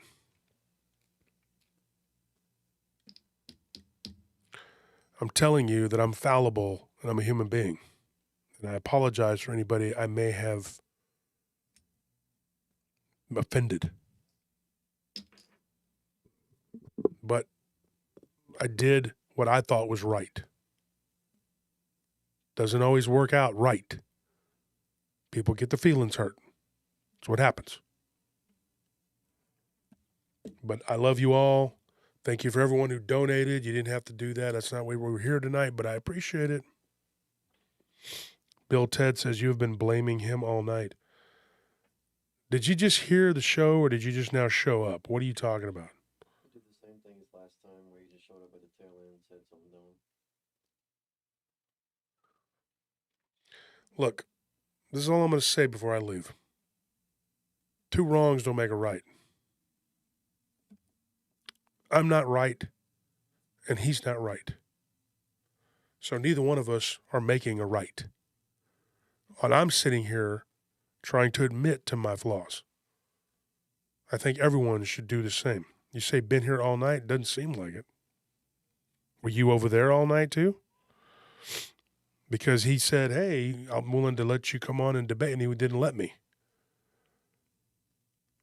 And I don't want to say anything bad. I'm not going to go disrespectfully on yelling and screaming on someone else's show. That's their home turf. Why would I do that? I just wanted to set the record straight, Bill. And obviously, Bill, Ted, whoever you are, I don't know if you're a sock account for these people or whoever you're, whatever. I don't know why you're so up in arms. He gave you the floor. No, he didn't. No, he didn't. He told me that it was okay for me to type something. You know, I don't type, man. I showed you my fingers earlier. You said you've been here all night. It hurts. I'm not into typing all day. Okay? Yeah, exactly, Shade Viking. I'm not going to sit up there and talk like a lunatic in a chat room where everything I say could be posted up there and misconstrued and taken out of context. I wanted to be able to speak and say my piece. People were saying things about me. Somebody says, come back to Houston. Yeah, I never lived in Houston, but I spent a lot of time there, and my mother lived there. And Dinah Russo says he was straight lying. You know, I didn't want to call people liars. He said he welcomed you to his page. What are you talking about? What are you even talking about?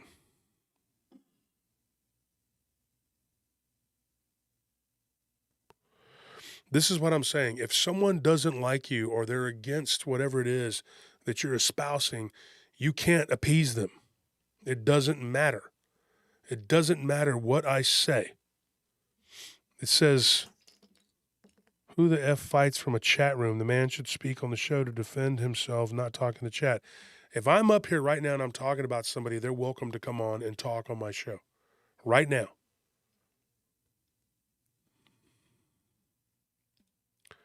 I mean, you know, explain yourself.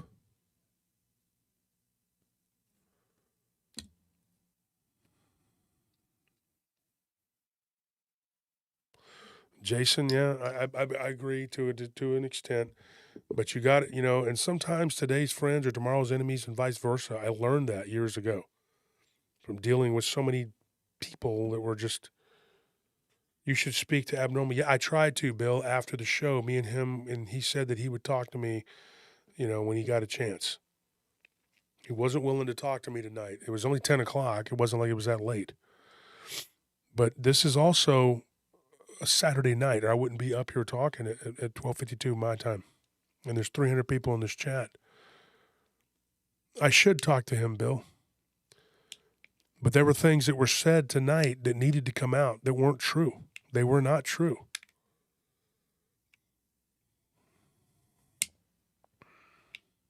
I had to say these things are not true. If you don't defend yourself, people can write the story for you. I'm not saying that everybody that does any little thing should be acknowledged. 90% of the things that happen to us, we don't even talk about. We don't acknowledge it. But when someone comes at you sideways and you don't respond, you look like you're wrong. And they get the floor.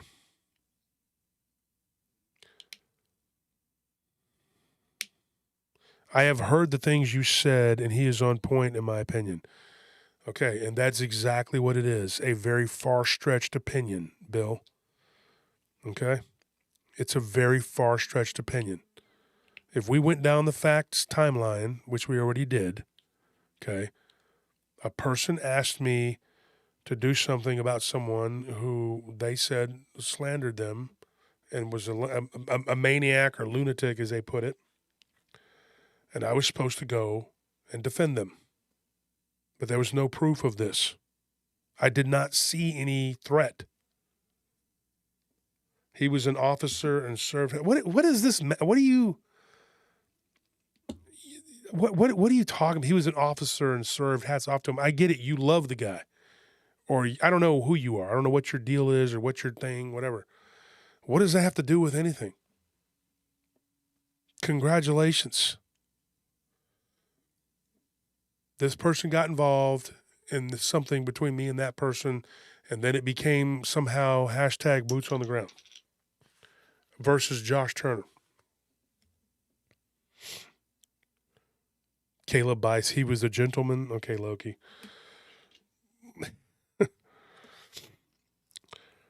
I know Loki's over. You weren't even over there, Loki. Be quiet. Get out of here. Bill Ted, wow. What do you mean, wow? What? Who are you, Bill Ted? I really wish I knew who you were, because you are an expert troll. And don't get me wrong, I like to troll people too. When people do what they do, yeah, they deserve it. They deserve to be trolled. Do you think right now, me sitting here telling what happened and apologizing, do you think that deserves troll? Is it troll worthy? Respect those that serve. Now it's about respecting those that served. I'll tell you something, boy. Now you're really getting on my nerves, son. Leave them in the chat. Let me tell you something, you little weasel. Okay? Are you going to try and twist it now that I don't respect people that served? Because you don't know anything about me. Because there's a lot of things I don't talk about. There's a lot of things that I don't do. I don't disrespect veterans. One of my best friends died from PTSD. Don't come into my chat and talk a bunch of trash and act like you know what's going on, because you don't. I'm getting real tired of it, dude. But you know what? Keep it up.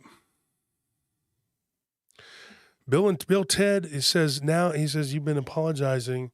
You've not been apologizing. You've been making excuses all night. Really? You haven't been here then, son. You haven't been paying attention. I admitted to what I did. And I told the truth. I laid out the truth. Not sugar-coated. No excuses. He was hurt in the line of duty, and I'm sorry for that. What does that have to do with me? What does that have to do with the price of rice in China or any other country? What are you talking about? What is this? And you want me to apologize? I apologized for my part. That's it. The ball's in their court. You are the kind of people who keep this going by stirring this pot. I'm not going to argue with you anymore. Please take him off and ban him permanently from our channel. You are not welcome here anymore. I've put up with your mess long enough. Bye-bye, Hot Pocket. See ya. Jason Brissac, kick his ass off to an excellent adventure. Please give him the ban hammer, guys. That's it. I'm done. I'm done talking to you. Don't ever come back. Bye, Bill. All you want to do is see a fight. That's what you want. That's it. Well, guys, I gave you stories. I said what I had to say. For coming on here and wasting 2 hours of your time, I apologize, and I gave you what I could. I told you my side, and I gave everything I had from the heart. I now will say this. I am not and never have been against veterans. I actually support the Wounded Warrior Program, project, whatever. I've always been a supporter. My former co-host was a 16-year military vet.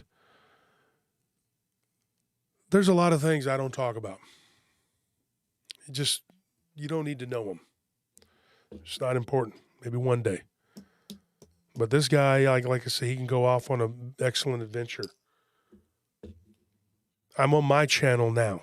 They had their opportunity to sit there and talk and say things. Now I have my opportunity to sit here and talk and say things. Cassie, yes, it did. But it doesn't have to go that way with those guys. But this person, whoever he is, decided to make it go sideways with me and him. All right. Good night, folks. That's all I had to say. I hope you all enjoyed the show.